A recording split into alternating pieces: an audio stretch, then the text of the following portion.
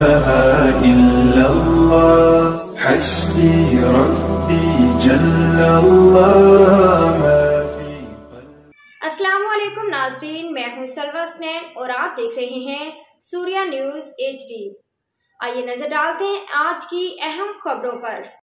کمسنوں نوجوان شیشہ حق اور آئس نشے کی لعنت کی وجہ سے مختلف سماجی برائیوں کے گھیرے میں والدین پریشان۔